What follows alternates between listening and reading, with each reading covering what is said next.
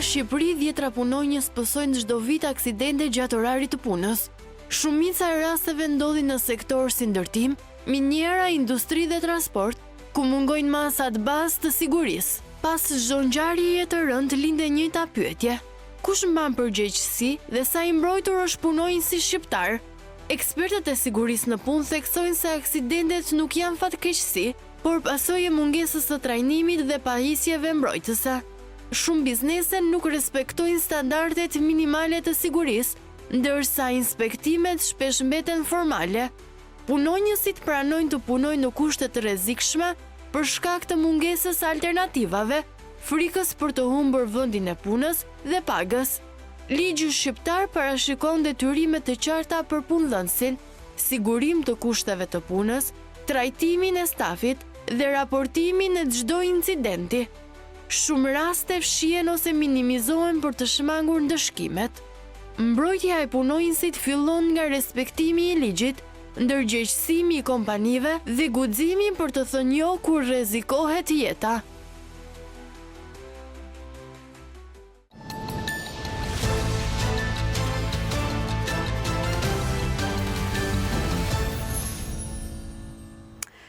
Siguria në punë dhe masat që duhet të merren, do të diskutojmë tani në panel me 2 të ftuar, me 2 ekspertë dhe njohës të çështjeve të punësimit dhe të sigurisë gjithashtu në punë. Me Viron Baxhin, ekspert të sigurisë në punë, mirë se erdhe sot në Radio Televizion Shqiptar.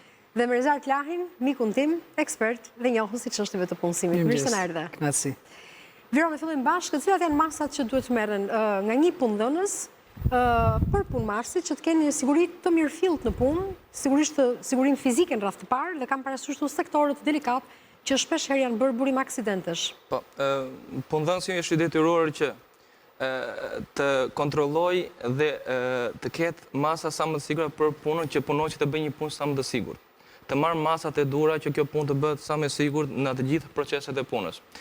Ligji e përcakton qartë detyrat dhe përgjegjësitë e punëdhënësit. Ligji 10237 është shumë i qartë për sa i përket kësaj pjese. Ai specifikon qartë që nga fillimi që një punonjës vjen ditën e parë të punës. Për aktivitetet të ndryshme normalisht këtu kemi ligje që specifikojnë qartë vendin e punës. Çdo punonjës duhet të jetë i trajnuar fillimisht para se të nisë një proces pune. Dhe këtu bëhet fjalë për sektor delikat, siç janë për shembull ndërtimi, do të thuash? Ndërtimi është Cilat janë sektorët e tjerë që kanë këtë çështjen elementare të thelbësore, çështjen e sigurisë në punë? Mund të janë industrit. Po, mund të janë minerare. Po, minerare patjetër. Këto janë nivele se risku është kategorive të ndryshme.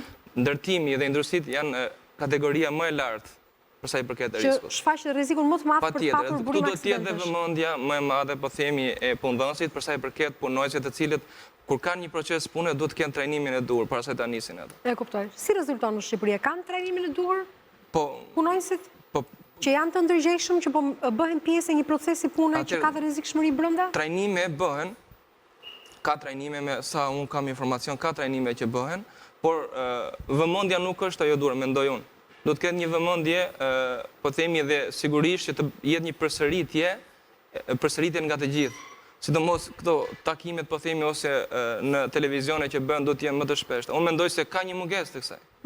Pra informimi do të thuash dhe ndërgjegjësimi i publikut për profilet e punës që merr përsipër të kryej dhe i sipërmarrësve gjithashtu do të jetë në një shkallë më të lartë. Sigurisht. Mbase për shkak të anëtarësimit të Bashkimit Evropian, me që janë hapur negociatat e bisedimeve, mund të shërbejë dhe ky si shkak për ta ndërgjegjësuar pak publikun. Po sigurisht, sepse ne në legislacion ne kemi, po themi, legislacionin europian italian, siç e kanë, e kemi të tillë këtu dhe është shumë i qartë dhe si nga niveli me radhë me radhë. Problemi është informimi s'është. E kuptoj. Informimi punëdhënësit e me radhë, pastaj nga punëdhënësi, pastaj vjen zinxhir deri tek punonjësi i thjeshtë. Po themi që kryen një proces të niveleve dhe riskut të lartë. Të lartë. Rezi, si të rezulton situata e sigurisë në punë në Shqipëri? Ne po flasim kryesisht për 2 kategoritë më kryesore që hasin problematika, siç është ndërtimi dhe minierat. Jo më pak kanë edhe problematika dhe magazinat dhe distribucionet e tjera, pasi janë produkte, janë lartësi, janë gjëra, por sidomos te pjesa e ndërtimit dhe minierave. Ne kryesisht kemi pjesën kryesore që nuk kemi ndoshta një manual si në fillim i herë të unifikuar të rekrutimit shohun një problematik. Pra, kuptim kur marr një punëtor i cili do punojë sidomos në aspektet kryesore problematike, si që janë puna në lartësi, apo pjesa e elektricistit, apo pjesa e atyre që punojnë me makineri të rënda, që janë element më të rrezikshëm, nuk kemi parë një sistem referencet apo një lloj sistemit certifikimit të standardeve që duhet të kenë këta njerëz. Sigurin punë për atë person që do hynë atë kantierë, sepse problematikat shpesh ndodhin, pak nga statistikat, nga mungesa eksperiencës dhe patjetër nga trajnimet e tjerë. Ne, si që shpjegoi edhe kolegu, nga pikpamja ligjore jemi në rregull. Çështja është, aty janë trajnimet, a bëhet vetëm firma, hajde firmose, apo realisht bëhen. Dhe kjo pastaj ndahet edhe në disa element tjerë që kompanit qa përfitojnë dhe qa humbin. Ka disa kompani normalisht që shikojnë si kosto operacionale, hargjimin e 1 ore, 2 ore kohë për t'i trajnuar, por në fakt, ai nuk është hargjim, është një element i sigur që një prind do shkojnë në shtëpi darkë.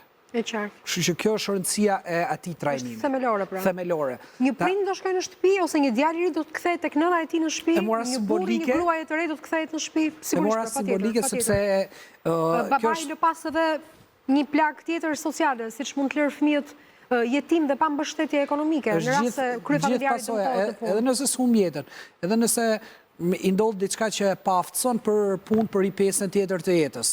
Kështu që këto janë gjëra shumë të rëndësishme.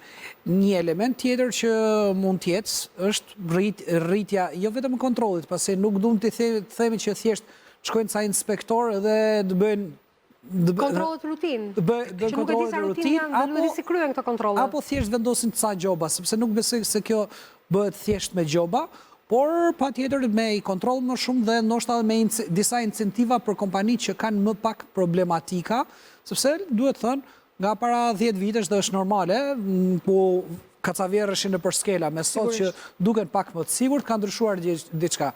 Edhe sektori ndërtimit të pasqyrimi shoqërisë shqiptare që po zhvillohet, po s'është aty ku duhet në raport me pjesën e Bashkimit Evropian. Nuk ka fund, por e rëndësishme është që ka një lloj reflektimi dhe ndërgjegjësimi. Ka një lloj sepse në fakt të standarde, për vendosjen e standardeve. Në fakt e kanë bërë gjithë për të mbrojtur veten. E ka bërë sipërmarrësi për të mbrojtur veten, mos të përfundojnë burg, e ka bërë inxhinieri teknik apo personi përgjegjës për të mbrojtur veten, dhe patjetër edhe punëtorët sepse kanë parë edhe raste të tilla. E kuptoj. Cilat janë gabimet më të zakonshme që bëjnë punëmarrësit? Ata që mund të rrezikojnë veten pa e kuptuar, për shkak të kësaj mungesës së trajnimit që thot Rezi, dhe mungesës së certifikimit dhe standardeve që duhet të kenë. Kompania, po themi punëdhënësi, ka detyrimin që çdo punonjës që sjell ta trajnojë për pozicione e punës që merr. Ka punonjës që marrin iniciativa të ndryshme, po themi. Në një proces pune bëjnë procese pune që janë kompetent.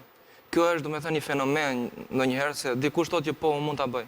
Po kjo s'është e vërtetë. Nuk mund të përdor, po themi, një punonjës i thjesht punëtor krau, po themi në kantierin e ndërtimit, të marrë të përdor pajisje të fuqishme, siç mund të jenë pajisjet e freskibrit apo më radhë. Këto janë pajisje që duan person kompetent. Nuk mund të ndërhyjë një punonjës i thjesht në panele elektrike. Kjo ndodh. Për të riparuar një defekt, ndërhyjnë punonjësi, po themi që mund të jetë i thjesht. Po me pse marrin kaq shkollare iniciativën? Po pra, ndoshta mendojnë. Kush ndalon këtë gjë që të mos ndodhi? Atëherë, këtu duhem sipërmarrësi. Këtu duhet të ketë persona. Sipërmarrësi s'mund të jetë sa është kantierë gjithkohë. Jo, nuk është 24 orë. Këtu duhet të ketë persona kompetent, po themi që janë supervizorë ose mund të jetë inxhinier ose përgjegjësat e sigurisë. Kjo është në mungesë, domethënë, përgjegjësi i sigurisë këtë gjë bën në një kantier ndërtimi, se po flasim aty ku është risku më i lartë. Në një kantier ndërtimi është risku më i lartë. Këta përgjegjësat e sigurisë që duhet të jenë, po themi, eksperta, të cilët ka trajnime që bëhen në Shqipëri, po themi, këta duhet të jenë prezent aty dhe të shohin që jo të gjithë janë kompetent për të bërë një punë. Dhe këta ndalojnë, po këta duhet të jenë full time aty.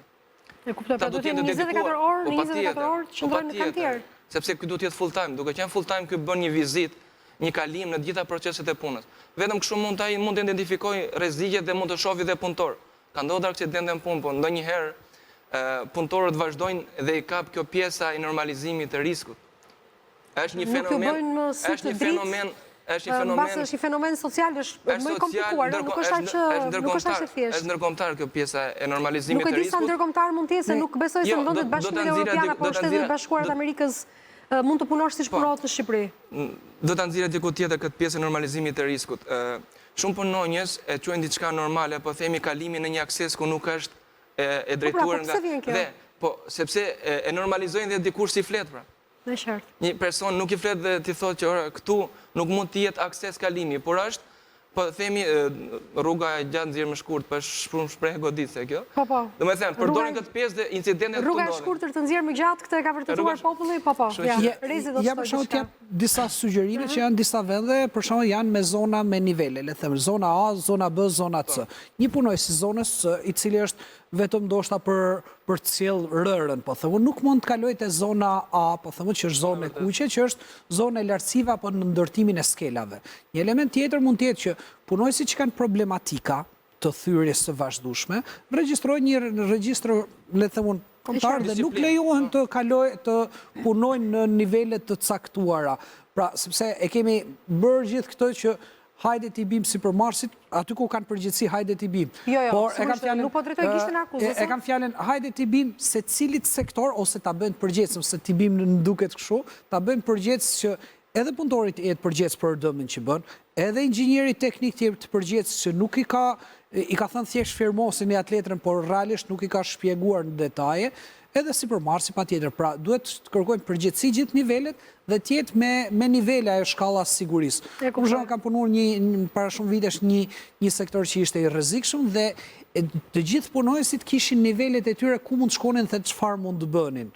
Kështu që rrezikshmëria duhet ndahet dhe duhet kërkohet. Në qoftë se duam ta bëjmë tamam pastaj, duhet edhe inspektoriatet të ndahen. Një grup i caktuar, mos tjetë si ai që shkon për atë dyqanin e karameleve, me atë që shkon ndërton skela. Profilizimi inspektoratit. Pra duhet kemi një inspektorat të thua ti për ndërtimin. Brenda inspektoratit. Ose brenda inspektoratit krijohen segmente të caktuara kontrolli me specialistë që dinë ta monitorojnë pra procesin.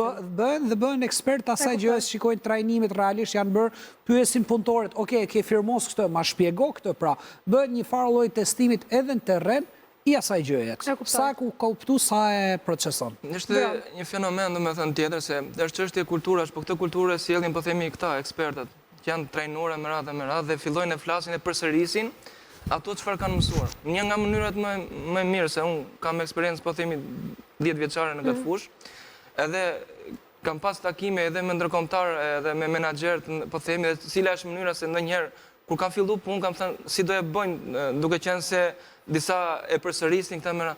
Cila është mënyra? Unë kam 25 vite, më kanë thënë që përsëris ato çfarë unë thjesht i përsëris. Nuk jam lodh. Pastaj është çështja e pasionit, domethënë kjo pjesa. Pjesa tjetër është kur është të thash pra në fillim, është pak e komplikuar. Domethënë lidhet me nevojën e sipërmarrësit për të çuar përpara procesin. Lidhet me nevojën e atyre që janë punëmarrës, të cilët kanë nevojë të punojnë, të sigurojnë një rrogë të ardhura. Lidhet pastaj me shtetin, sa kryen kontrolle, këtë që tha Rezi, që mbasi inspektoratet duhet nisin të profilizohen brenda me segmentet caktuara që të dinë të monitorojnë dhe të vendosin gishtin aty ku duhet.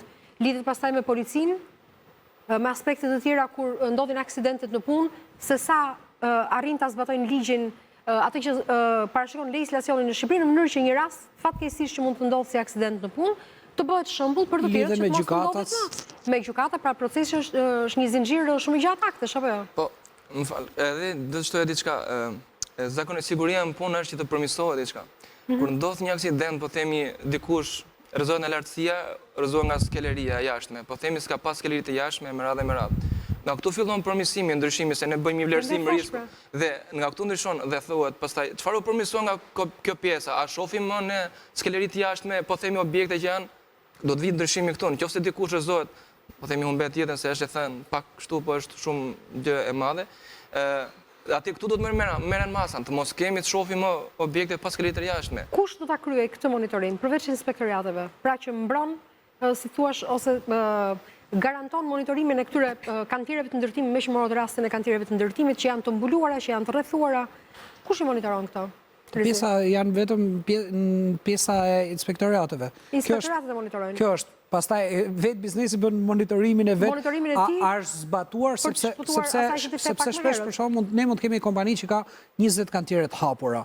Ka qindra mijëra punojës dhe patjetër si në çdo kompani, disa punojës mund mos t'i zbatojnë ato procedura, ne jemi edhe në televizion, dhe ndoshta një kameraman apo një teknik mund mos ta bëj punën siç duhet. Tani edhe kompania ka strukturën e vet, po edhe shteti ka inspektorate veta për të garantuar këtë gjë. Ndaj them që specializimi këtyre inspektoriateve në fushat caktuara e bën që të monitorohet ndaç nga pikpamja vizuale, ndaç nga pikpamja me dron, ndaç nga pikpamja e intervistimit dhe pasja një portalit online për kriteret, për certifikatat, për shembull të jenë certifikatat për punojësit dhe të jenë online. Pra mos të jenë thjesht dhe të depozitohen online edhe proceset e mbledhjeve të saktuara. Sa më shumë transparencë në procesin e standardizimit të punës, aq më shumë është probabiliteti që ulen jetën e njerëzve dhe kufizojmë, minimizojmë numrin e aksidenteve që mund të ndodhin në punë. Në rasti i dronëve besoj që kryeministri përmendi disa javë më parë për të monitoruar kantierët e ndërtimit, po marrim vetëm një aspekt, sepse Veroni foli më herët dhe për industrinë minerare të nxjerrjes, që gjithashtu shfaq rrezikshmëri. Pra dronët në këtë rast mund të jenë një kost të shtuar për sipërmarrësin, po mbase mund të sigurojnë monitorim të sigurisë në punë, apo jo? Sepse mund të heqin edhe shumë telashe tjera, për shembull, nëse një punonjës ka një problematik, pastaj detyrohet jo dëm shpërblimi, sepse gjithsesi përgjegjësia bie mbi të, ka shumë pasoja tjera deri në heqjet e licencës së asaj kompanie. Po.